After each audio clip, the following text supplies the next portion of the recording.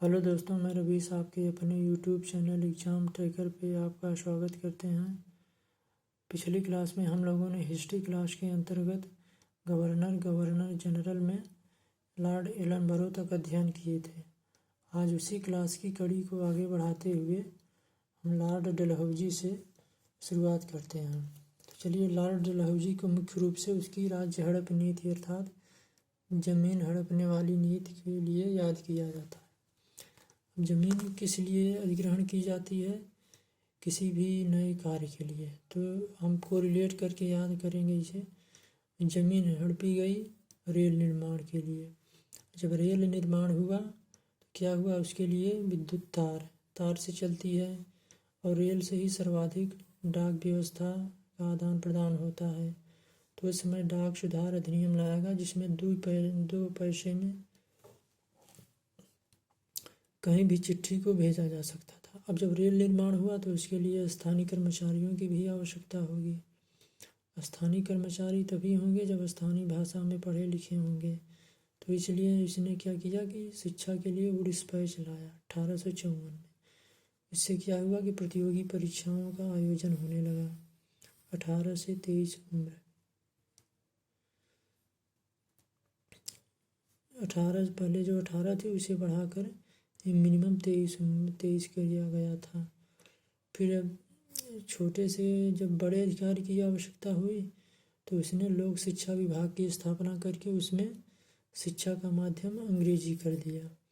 इसी डिस्पैच के माध्यम से लंदन यूनिवर्सिटी की तरह भारत में भी विश्वविद्यालय स्थापित हुए, जिसमें से कोलकाता यूनिवर्सिटी, मद्रास, मुंबई यूनिवर्सिटी, पंजाब विश्वविद्यालय, इलाहाबाद विश्वविद्यालय 1887 में, इसे 2005 में केंद्रीय विश्वविद्यालय का दर्जा दिया गया था। फिर IIT रुड़की। इसी विद्युत तार के बारे में एक क्रांतिकारी ने कहा था, इस तार ने तो हमारा गला घोंट दिया, क्योंकि अंग्रेज़ों के पास संचार का यही माध्यम होता था, लेकिन भारतीय क्रांतिकारियों या सैनिकों के पास संचार का कोई माध्यम नहीं हो पाता था। तो उनमें आपस में सूचनाओं का जो कम्बिनेशन होता है वो नहीं हो पाता था।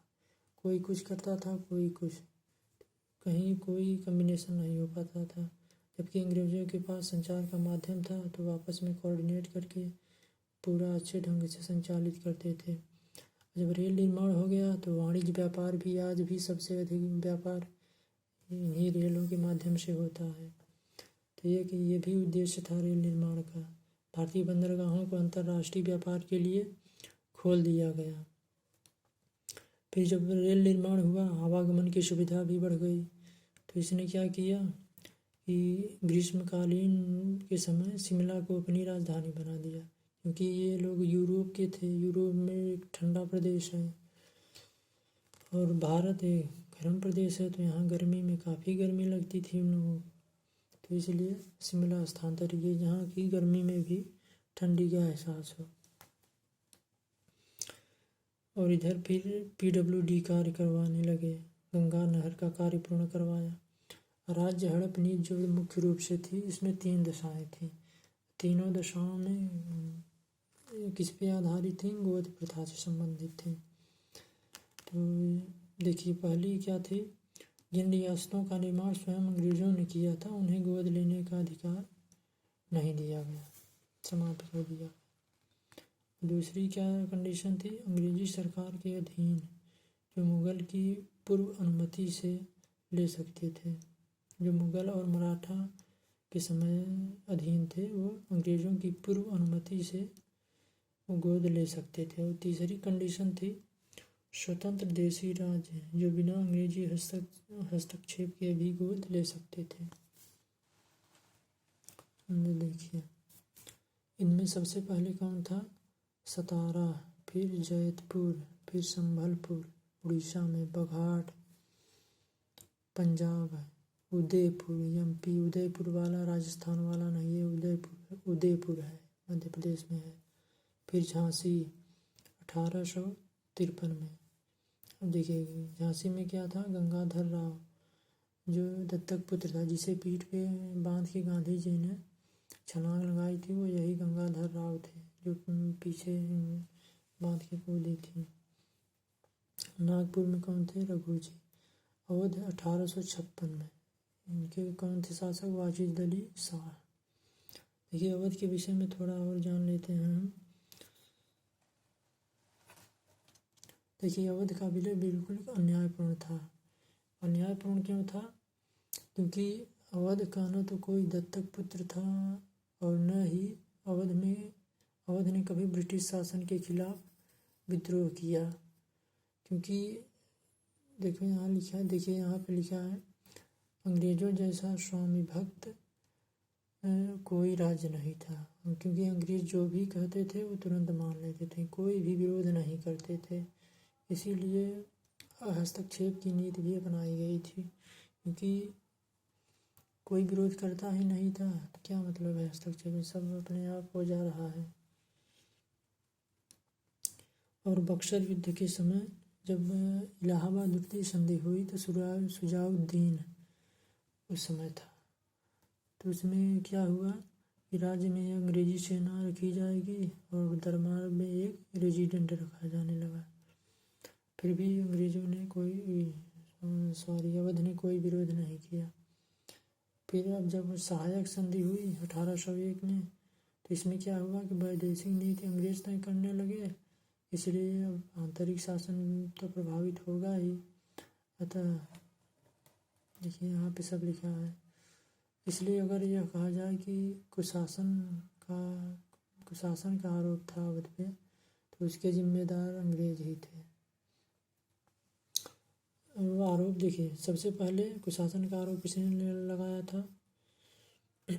आउटरम रिपोर्ट, अंग्रेज जो कि अंग्रेज रेजिडेंट था, इसी के आधार पर इसको शामिल किया गया था। इसके पहले कर्नल स्लीमैन ने भी 1848 में कुशासन का आरोप लगाया था। देखिए एक फैक्ट यहाँ पे, 1850 में सिक्किम पर भी दुर्व्यवहार का आरोप लगाकर उसे शामिल कर लिया गया था। देखिए ये क्या है, इनाम कमीशन 1852। ये क्या है कि भूमि रहित जागीरों का पता लगाकर छीनना।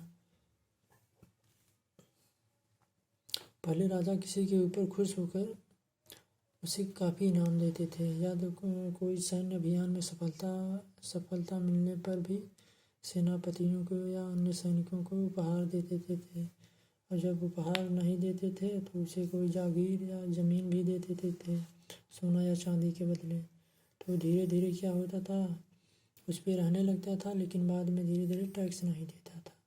तो इसने इसी इनाम कमीशन के माध्यम से उन जागीरों का पता लगाकर उसे टैक्स में लाने का प्रयास किया था।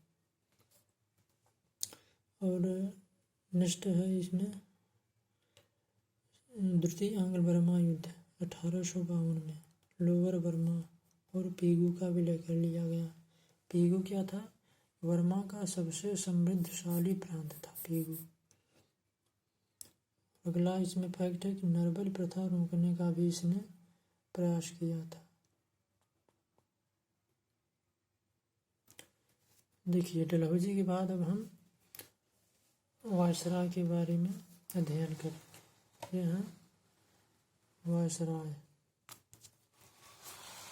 तो सबसे पहले देखिए, जिसके संबंध में घटनाएं कम हुई हैं उसे हम यहीं को रिलेट करके याद कर लेंगे, जो थोड़ा ज़्यादा है उसे हम आगे अध्ययन करेंगे। तो कैनिंग है, कैनिंग के बाद कैनिंग प्रथम वायसराय था और अंतिम गवर्नर जनरल। देखिए एल्गिन प्रथम इसकी क्या है, इसने बहावी आंदोलन को समाप्त किया और इसकी मृत्यु कहाँ हुई थी? धर्मशाला में, हिमाचल प्रदेश में। इसको अब देखिए एल्गिन से इसे क्या लग गई? ठंडी, इसलिए शिमला में वहाँ राजधानी जब हस्तांतरित हुई थी डलहौजी के समय, तो वहीं पर गया, वहीं गल के मर गया। एल्गिन गल के मर गया। अब देखिए दूसरा है सर जॉन लॉरेंस। अब इसके संबंध में इसने क्या किया कि पहली बार समुद्री टेलीग्राफ भारत और यूरोप के बीच प्रारंभ करवाया और इसने अफगानिस्तान के संबंध में हस्तक्षेप की नीति पालन किया, जिसे शानदार निष्क्रियता भी कहा जाता है। और हेनरी कैंपबेल के समय इसने अकाल आयोग का गठन किया था। इसी के समय में पंजाब काश्तकारी और तीनों प्रेसिडेंसी में हाई कोर्ट की स्थापना की गई थी। तीनों प्रेसिडेंसी कौन थी? कलकत्ता, मद्रास और मुंबई। उसमें हाई कोर्ट की स्थापना।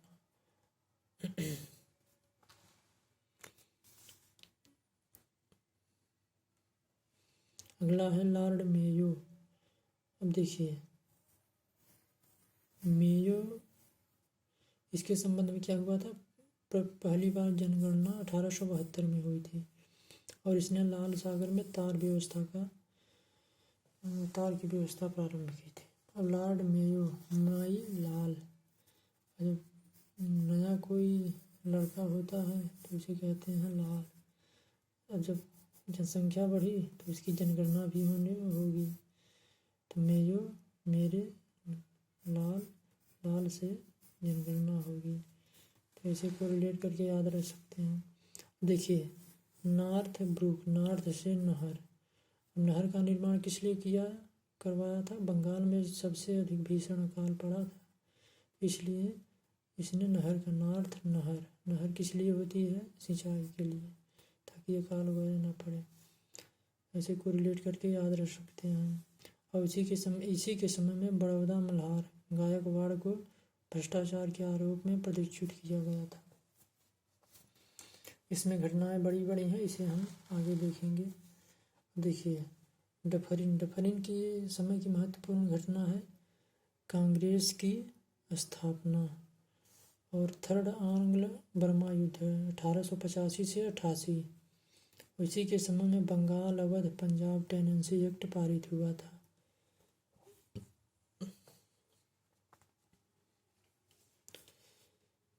अगला है देखिए लेम्सडाउन। और इसे कैसे कोरिलेट करेंगे? देखिए लिम्स में लंबा आ रहा है, लंबा डूरंड, लंबी दूरी तय किया। फिर क्या हुआ? थकान हो गई तो डाउन हो गया। डाउन में थकान हो गई। अब इसे क्या चाहिए? छुट्टी 1 दिन की चाहिए। जब 1 दिन की छुट्टी, अब जब ये थक गया तो इसने क्या सोचा कि महिलाएं तो और ज़्यादा उन्हें थकान लगती होगी, तो इसलिए इसने क्या किया कि दिल्ली कारखाना एक्ट 1891 में लाया, जिसमें यह तय किया कि महिलाओं को 11 घंटे से अधिक कार्य करने पर प्रतिबंध लगा दिया। कोरिलेट कर लेंगे ऐसे। और दूसरी घटना क्या हुई कि 1892 में इंडियन काउंसिल एक्ट पारित हुआ। देखिए लेम्स लंबी दूरी तय किया तो फिर क्या हुआ? डाउन हो गया, इसलिए 1 दिन की छुट्टी चाहिए। फिर इसने सोचा कि महिलाओं को तो अधिक थकान लगती होगी, तो इसलिए उन्हें 12 घंटा से कम करके 11 घंटे की ड्यूटी, 11 घंटे से अधिक ड्यूटी पर प्रतिबंध लगा दिया, जबकि पुरुष 12 घंटे ही करते थे। तो ऐसे को रिलेट कर लेंगे। अब दूसरा अगला है एल्गिन द्रुति। एल्गिन से तेज लगा तो इसने क्या किया? भारत को तलवार के बल पर विजित किया गया है और इसी से इसकी रक्षा की जाएगी। थोड़ा हम विस्तृत अध्ययन, इसे हम बाद में देखिए। अब ये जो है कर्जन के बारे में हम आगे पढ़ेंगे। देखिए इतनी, इसके बाद ये जो है ना, ये यहाँ से लेके यहाँ, ये जितने भी हैं वायसराय, इसके संबंध में जब हम राष्ट्रीय आंदोलन पढ़ेंगे तो सभी अक्सर घटनाएं इन्हीं के संबंध में हुई हैं। तो जब वो हमें याद रहेंगी तो इन्हें याद रखने की कोई आवश्यकता नहीं रहेगी किसके समय में कौन सी घटना, बस इनका ये टाइमिंग पीरियड याद रखना पड़ेगा, बस घटनाएं अपने आप को रिलेट हो जाएंगी। जैसे देखिए इसे कैसे कोरिलेट करेंगे, जैसे मिनटों में क्या रहा है मिनट, एनालॉग घड़ी में क्या होता है 5-5 मिनट का डिफरेंस होता है। हम यहीं से इसे कोरिलेट करें, कर्जन के समय में ही बंगाल विभाजन हुआ था 1905 में, और यहीं से हम इसे कोरिलेट करेंगे, पूरा याद करेंगे। 1905 में हुआ था, 1905 के बाद फिर ये मिनटों आया, 5 मिनट आ रहा है 5 से 10 मिनट, मतलब एनालॉग घड़ी में क्या होता है 5-5 मिनट का डिफरेंस हो इसमें बना रहता है। अब जैसे इसमें क्या हुआ था कि 1905 में हुआ, तो 1905 से 1910 तक ये लॉर्ड मिंटो रहेगा। तो इसी के समय में जैसे क्या हुआ मार्ले मिंटो सुधार 1909 में, अब इसे मार्ले मिंटो सुधार इसके समय में याद रखने की आवश्यकता है, बस इसका ये टाइम पीरियड याद रखना चाहिए, बस ये तो अपने आप ही को रिलेट हो जाएगा कि हाँ इसी टाइम में ये गवर्नमेंट था। देखिए हार्डिंग से क्या है, डिंग आ रहा है इसमें, डिंग से 10, डिंगटन या डिंगटिन, इसमें 6 साल तक था ये, 10 से 16। अब फिर देखिए जेम्स फोर्ड, कोई फोर्ड गाड़ी है उसका नंबर है 1621, 1916 से 1921 तक। अगला है रीडिंग, री में और डी में ई आ रहा है, ई से 21, रीडिंग 21। अब देखिए इसके बाद इरविन, वी में वाई की तरह कोई आ रहा है शब्द, विन वाई कितने पे आता है 26 पे, तो ऐसे क्यों रिलेट करेंगे इसे तो याद हो जाएगा 26 से 31।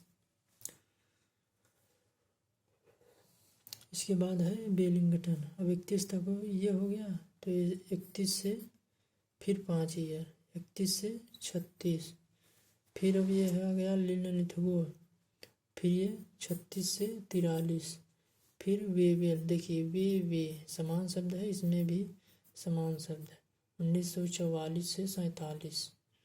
फिर है देखिए माउंट बेटन, अब देखिए माउंट में माऊ आ रहा है और माऊ से मार्च जून, ये कई एग्जाम में आ चुका है, ये मार्च और जून वाला ये तो याद रहता है, लेकिन ये वाला कंफ्यूजन हो जाता है। तो माऊ से मार्च, मार्च से जून, 47 से 48। फिर राजगोपालाचारी, इस समय क्या हुआ कि 26 नवंबर 1949 को संविधान अंगीकृत किया गया और फिर 26 जनवरी 1950 को लागू हो गया। तो उसके बाद क्या हुआ कि वायसराय पद समाप्त करके गवर्नर जनरल तो पहले ही समाप्त हो गया, और वायसराय को समाप्त करके डॉक्टर राजेंद्र प्रसाद को भारत का प्रथम राष्ट्रपति बना दिया गया।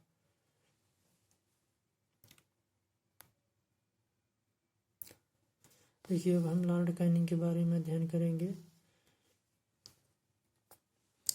जैसा कि हम पहले ही बता चुके हैं कि 1857 विद्रोह के समय यही गवर्नर जनरल था। यह विद्रोह इतना भयानक था कि वहाँ इंग्लैंड की महारानी को इसकी सूचना हुई, तो उन्होंने कंपनी के शासन को समाप्त कर दिया, इसलिए गवर्नर जनरल पद भी समाप्त हो गया। तो अब क्या हुआ कि वायसराय नया पद बनाया गया, इसलिए यह अंतिम गवर्नर जनरल और प्रथम वायसराय भी था। अब देखिए इसको कैसे कोरिलेट करेंगे, कैनिंग कै आ रहा है, कैसे कोर्ट CAG और कोर्ट की स्थापना। अब CAG किससे है, जांच से संबंधित है, और जांच में क्या होता है ये IPC CPC की धारा जो है इसी के समय की सब है। देखिए अब इसने क्या किया, असम में चाय और नीलगिरी पहाड़ियों पर कहवा की खेती प्रारंभ करवाया। इसने क्या किया कि सैन्य व्यय में कमी करके नोट, पहले क्या था ये रुपया का प्रचलन करवाया। अगला क्या है इसके समय में, देखिए 1857 में क्या किया, महालेखा परीक्षक जो स्वतंत्रता के बाद नियंत्रक और महालेखा परीक्षक कहलाने लगे। और इसने क्या किया कि इलाहाबाद में आपातकालीन राजधानी और मुख्यालय बनाया। ये देखिए राजधानी का यही संकेत होता है मैप में, तो पुराना लिख के यही संकेत बनाया गया है। 1856 में क्या हुआ, इसने विधवा विवाह को प्रोत्साहन दिया, जिसका पहला विधवा विवाह कलकत्ता में ईश्वरचंद्र विद्यासागर ने किया था। और दूसरा इसने क्या किया, 1856 में पैतृक संपत्ति कानून में संशोधन किया। अब धर्म परिवर्तन करने पर उसे अपनी संपत्ति से वंचित नहीं किया जाएगा। ये कानून भारतीयों ने ही बनाया था, क्योंकि उस समय मिशनरियों ने आके भारतीयों में काफ़ी धर्म परिवर्तन कराया, तो सब छोड़ के ईसाई धर्म अन्य धर्म अपनाने लगे थे। भारतीयों ने तय कर दिया कि जो भी अपना धर्म छोड़ के दूसरा अपनाएगा उसे उसकी संपत्ति से वंचित कर दिया जाएगा। अगला है 1858 में, इसमें क्या हुआ कि मैकाले की दंड संहिता IPC को कानून बनाया गया। इसमें क्या है कि दंड का प्रावधान है, जबकि CRPC में दंड प्रक्रिया का उल्लेख है। थोड़ा जान लेंगे तो सही रहेगा। देखिए अगला है इसमें कि महारानी विक्टोरिया का घोषणा पत्र पढ़ा गया मिंटो पार्क में, जिसे यहाँ है क्या कहते हैं इलाहाबाद में नए यमुना ब्रिज के पास, वहीं पे पूरा विक्टोरिया का घोषणा पत्र लिखा गया है ग्राउंड में 1 नवंबर 1858 को। इसमें क्या हुआ था कि डलहौजी के राज्य हड़प नीति सिद्धांत को समाप्त कर दिया गया। और 1857 के पीछे यह भी था जिसमें सभी राजकुमार संतुष्ट थे, क्योंकि उनकी जो गोद निषेध वाले थे, अब जिसकी संतान नहीं थी वो गोद लेके उसे राजा बना देता था, लेकिन राजकुमार इसीलिए असंतुष्ट थे कि उन्हें उस पद से उन्हें वंचित कर दिया गया था। जैसे और 1859 में क्या है कि अपराध संहिता CPC बनाई गई। देखिए अपराध 2 प्रकार के होते हैं, एक संज्ञेय दूसरा असंज्ञेय। इसमें क्या है कि बिना न्यायालय के आदेश के पुलिस FIR नहीं लिख सकती है। जैसे दुर्व्यवहार, हाथापाई या अभद्रता किसी के साथ, इसमें हत्या, मर्डर और जितने भी गंभीर अपराध हैं इसमें शामिल होते हैं। देखिए 1861 में क्या हुआ कि हाई कोर्ट एक्ट बना, जिसमें पुराना सुप्रीम कोर्ट और सदर अदालत को समाप्त करके कलकत्ता, मद्रास, मुंबई में एक उच्च न्यायालय की स्थापना हुई। देखिए ये सदर, दीवानी और निजामत राजस्व प्रशासन वाले थे, जिसे वारेन हेस्टिंग ने चलाया था। और इसी समय क्या हुआ कि इंडियन काउंसिल एक्ट, भारतीय परिषद अधिनियम लाया गया, जिसमें पोर्टफोलियो प्राणी, देखिए ये क्या होती थी कि वायसराय, इसमें वायसराय परिषद का एक सदस्य या अधिक सरकारी विभागों का प्रभारी बनाया जा सकता है। वायसराय परिषद का एक सदस्य एक या अधिक सरकारी विभागों का प्रभारी बनाया जा सकता है। भारतीय सिविल सेवा अधिनियम भी इसी के समय आया था। देखिए नेक्स्ट,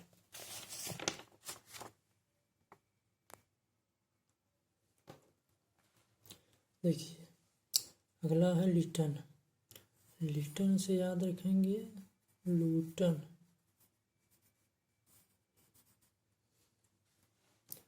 देखिए इसमें क्या हुआ, इसे ओवन मेरिडिथ ने विख्यात कवि, उपन्यास, निबंधकार, लेखक भी था। इसी के समय में प्रथम अकाल आयोग का भी गठन किया गया था 1876 से 78 रिचर्ड स्ट्रेची की अध्यक्षता में। देखिए इसमें क्या हुआ, अब देखिए लूटन से याद रखेंगे क्योंकि उस समय क्या होता था, लूटपाट अधिक होती थी, जो जिसको पाते थे अंग्रेज को वहीं मारपीट चालू कर देते थे। तो सब शस्त्र बनाने बनाते थे भारतीय लोग। तो उसमें क्या था कि इसने 1876 में राज अधिकार अधिनियम लाकर महारानी विक्टोरिया को कैसर हिंद की उपाधि से सम्मानित करने के लिए दिल्ली दरबार का आयोजन किया। 1877 में प्रथम दिल्ली दरबार का आयोजन हुआ था। तो उस समय क्या हुआ कि इसने सोचा जब महारानी विक्टोरिया आ रही हैं तो उनकी सुरक्षा होना चाहिए। तो उसने सोचा कि ऐसे तो छिटपुट सभी लोगों के पास बहुत सारे अस्त्र शस्त्र हैं, तो इसने शस्त्र अधिनियम बना दिया 1878 में 11वें एक्ट के द्वारा कि अब बिना लाइसेंस के शस्त्र रखना अपराध होगा। अब इतना काम किया कि प्रेस मीडिया वाले सब उठाने लगे, ये तो बहुत गलत काम है। तो इसने क्या किया, प्रेस पर भी प्रतिबंध लगा दिया। ये मैं कोरिलेट करके बता रहा हूँ, ये सही भी हो सकता है, घटनाएं तो सही ही हैं। देखिए फिर इसने क्या किया कि प्रेस पर प्रतिबंध लगा दिया। अब जो भारतीय भाषाओं में छपने वाले थे, क्योंकि उस समय अंग्रेजी तो उतने पढ़े नहीं थे, तो अधिकतर अखबार जो थे हिंदी भाषा में ही छपते थे। तो इसने क्या किया कि उनको भी बंद कर दिया और कहा कि अगर उल्लंघन करते हैं तो उनका प्रिंटिंग प्रेस जो है वो जब्त कर लिया जाएगा और जुर्माना भी लगाया जाएगा। तो इसे सुरेंद्र नाथ बनर्जी और अरशकीन ने कहा था। सुरेंद्र नाथ बनर्जी ने क्या किया, आकाश से होने वाला वज्रपात, और अरशकीन ने क्या कहा, विपरीतगामी असंगत भारत की भावी प्रगति के लिए घातक बताया। देखिए यहाँ पे नोट करके लिया, कुल 3 दिल्ली दरबार का आयोजन हुआ था। पहली बार 1877 में, जिसमें ये हुआ, दूसरी बार 1903 में, फिर तीसरी बार 1911 में। देखिए इसका शिकार सबसे पहले ये हुआ, विशेषकर राष्ट्रवादी समाचार पत्र सोम प्रकाश को प्रतिबंधित करने के लिए। यदि अखबार में कोई आपत्तिजनक चीज़ छपती है तो उसे जब्त कर लिया जाएगा। देखिए अब इसका अगला है सिविल सेवा एक्ट 1878 आया। इसमें क्या हुआ कि जो सिविल सेवा की एज थी उसे घटाकर 21 से 19 वर्ष कर दिया गया। देखिए इसके संबंध में कुछ और जानकारी है। 1857 से क्या हुआ, फिर 23 वर्ष कर दिया गया। फिर 1859 में 23 से घटा के 22 वर्ष कर दिया गया। यहाँ 19 से बढ़ा के 23, फिर घटा के 21। और 1866 में 22 से घटा के 21, फिर 1878 में 21 से फिर घटा के 19 वर्ष कर दिया गया था। अब फिर 78 के बाद 1880 में रिपन ने 21 वर्ष कर दिया गया, 19 से बढ़ाकर 21। देखिए रिपन 19 से बढ़ाकर 21 वर्ष कर दिया। देखिए इसके संबंध में और 2 घटना है कि द्वितीय आंग्ल अफगान युद्ध हुआ इसी के समय में, और अलीगढ़ में एक कॉलेज खुलवाया, मुस्लिम एंग्लो प्राच्य महाविद्यालय। देखिए रिपन से याद रखेंगे रीओपन, रिपन रीओपन। अब देखिए लिटन ने क्या हुआ, लूटपाट ज़्यादा हो रही थी इसलिए उसने सब कुछ बंद करवा दिया, शस्त्र बंद करवा दिया, समाचार press act, vernacular press act जिसे कहते हैं उसके माध्यम से। अब रिपन ने क्या किया, रीओपन करवाया सब। देखिए वर्नाक्यूलर प्रेस एक्ट को 1882 में इसे समाप्त कर दिया गया और फिर से रीओपन जो भी थे उसके प्रेस कारखाने वगैरह, देखिए 1881 में कारखाना खुलवाया और फिर ये चालू हो गया 1882 में। और 1882 में चालू करवा के इसने हंटर कमीशन का गठन किया। मतलब जो पहले हंटर हुए थे, मतलब को रिलेट करके बता रहा हूँ, हंटर एक अंग्रेज अधिकारी थे, उनकी अध्यक्षता में इसने कमीशन गठन किया प्राथमिक शिक्षा के लिए। ये हंटर कमीशन प्राथमिक शिक्षा से संबंधित है, ऐसे को रिलेट करेंगे आप। देखिए रिपन से रीओपन क्या किया, कारखाना जो कि लॉर्ड लिटन ने बंद कर दिया था। कारखाना रीओपन हुआ, रीओपन से प्रेस भी रीओपन हुआ। अब ओपन से क्या हुआ कि इधर जो हंटर जो था उसने किया था, ये सब हंटर कमीशन चालू किया। और कारखाना अधिनियम बनाया 1881 में। तो क्या हुआ, 7 साल से 12 साल के श्रमिकों को 9 घंटे से अधिक कार्य कराने पर प्रतिबंध लगा दिया। लेकिन चाय, कॉफ़ी और नील को छोड़कर जिससे अंग्रेजों को लाभ होता था, तो उसमें ये कानून लागू नहीं था। अब जब कारखाना खुल गया तो कारखाना में क्या होगा, स्थानीय लोग अधिक आएंगे। तो इसलिए उसने क्या किया कि स्थानीय स्वशासन को लागू करने के लिए 1882 में एक अधिनियम बनाया। तो अधिनियम बनाकर क्या किया कि नगरों में नगर पालिकाओं का गठन किया। और प्रथम बार वास्तविक जनगणना, क्योंकि अब कारखाना खुल रहा है, रीओपन सब हो रहा है, तो जनगणना करवाएगा कितने लोग शिक्षित हैं, कितने अशिक्षित हैं, कितने रोजगार हैं, कितने बेरोजगार हैं। तो एक नई योजना तैयार की जाएगी। और इसने क्या किया, अकाल संहिता का निर्माण करवाया 1833 में। और इसने नमक टैक्स को भी कम करने की बात की।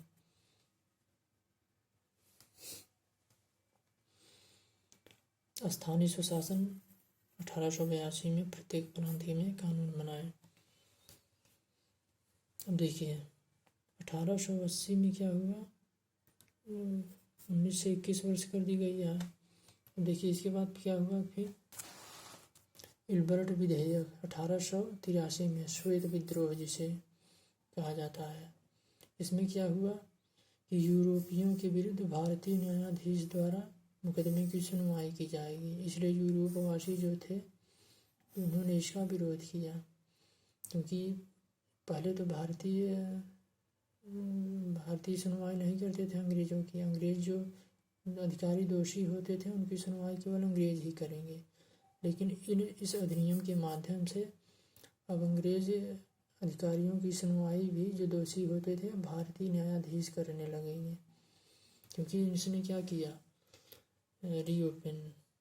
रिपन ने इसने नगर पालिकाओं का गठन किया और स्थानीय स्वशासन के द्वारा शिक्षा को बढ़ावा दिया। अब 19 से 21 ईयर कर दिया। मतलब तब तक में क्या है कि विद्यार्थी खूब पढ़ेंगे, पढ़ने के बाद ज्ञान उनके पास ज़्यादा आएगा तो न्यायाधीश वाला कार्य करने के लिए उपयुक्त हो गए हैं। तो इसलिए उसने क्या किया कि अंग्रेज जो दोषी थे उनकी भी सुनवाई करने के लिए इसने उचित समझा। ऐसे को रिलेट करेंगे। चलिए अगला है, अब देखिए क्योंकि रीओपन किया था तो इसने काफ़ी अच्छा काम किया था। तो इसके संबंध में कुछ अच्छी बातें हैं। किसने क्या कहा है आइए वो देख लेते हैं। भारत का सर्वाधिक लोकप्रिय गवर्नर जनरल यही था। अब तक में जितने भी आए थे सबसे लोकप्रिय, क्योंकि इसने रीओपन सब कुछ किया था अच्छे ढंग से। अपनी पुस्तक द ड्यूटी ऑफ एज में लिखा है, मेरा मूल्यांकन मेरे कार्यों से करना, शब्दों से नहीं। क्या बात कही है इसने, आज होना भी चाहिए। आज तो लोग फेंकने वाले ज़्यादा होते हैं, काम करने वाले कम होते हैं। फ्लोरेंस नाइटिंगेल ने क्या कहा है, भारत के उद्धारक की संज्ञा दी। कितनी बड़ी संज्ञा दे दी, वास्तव में था भी। भारत में स्वर्ण युग का आरंभ कहा है इसने। इसने दो कथन कहे हैं, एक ये वाला। पंडित मदन मोहन मालवीय ने क्या कहा था कांग्रेस अधिवेशन में, भारतीय वायसरायों में सबसे अधिक लोकप्रिय था ये, जबकि सबसे अधिक अलोकप्रिय कौन था, कर्जन। सबसे अधिक लोकप्रिय ये था, सबसे अधिक अलोकप्रिय कर्जन था। सर जॉन लॉरेंस के बारे में बता दिए हैं, कोई फैक्ट है नहीं इसमें ज़्यादा। अब देखिए, अब मुख्य रूप से ये किया है याद रखने वाला, कर्जन। कर्जन से एक शब्द याद रखिएगा आप लोग, कर्ज। कर्जन ने क्या दिया, कर्ज दिया किसानों को। उस समय क्या था, उस समय साहूकार महाजन के द्वारा ही किसानों के अपने को कर्ज लेते थे। तो इसने क्या किया कि इसने एक संस्था बना के किसानों को कर्ज देना प्रारंभ किया। सहकारी उधार समिति का गठन करके किसानों को कर्ज देना प्रारंभ किया और उनकी समस्याओं के समाधान के लिए क्या किया, पूसा में कृषि अनुसंधान संस्थान खोला। उनकी क्या क्या समस्याएं हैं, कैसे इसको दूर किया जाए, इसलिए इस संस्थान खोला और इसी उदार समिति अधिनियम बना, इसलिए इसे सहकारिता का जन्मदाता भी कहा जाता है। अब देखिए, अब जब किसान को कर्ज देगा तो उसके लिए क्या होना चाहिए, पैसा। तो इसलिए ने भारतीय टंकण और पत्र मुद्रा अधिनियम 1899 पारित करवाया।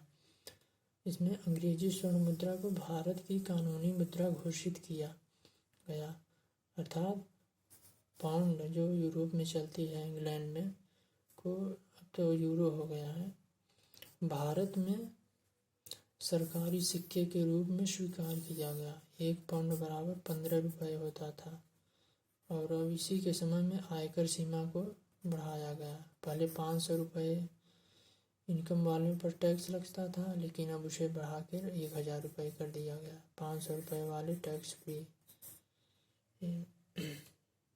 अब देखिए, अब किसान क्या हैं, कर्ज लिए हैं। अब कर्ज लिए हैं, क्यों लिए हैं, क्योंकि सूखा पड़ा है, अकाल पड़ा है। तो इस समय क्या हुआ, सूखे में सब कुछ फसल जड़ गई। कोरिलेट कर रहे हैं इसे हम। फ्रेजर अंग्रेज अधिकारी था जिसकी अध्यक्षता में पुलिस आयोग का गठन किया गया। देखिए, यहाँ पे 3 चीज़ें होती हैं, वहाँ पुलिस की एंट्री होती ही है। 3 चीज़ें क्या हैं, एक तो है जर, जोरू, जमीन। तो यहाँ पे जर है, इसलिए पुलिस आयोग का गठन किया। पुलिस आयोग का गठन करके सीआईडी की स्थापना 1903 में हुई और इसने क्या किया कि क्वेटा कॉलेज स्थापित करके वहाँ सैन्य अधिकारियों के प्रशिक्षण के लिए कॉलेज बनवाया था, क्वेटा कॉलेज। अब देखिए, इसके बाद क्या हुआ, सब जल के राख हो गया सूखा में। तो अब किचन में भी खाना नहीं था, क्योंकि सूखा पड़ा, सूखे में सब कुछ फसल जल गया।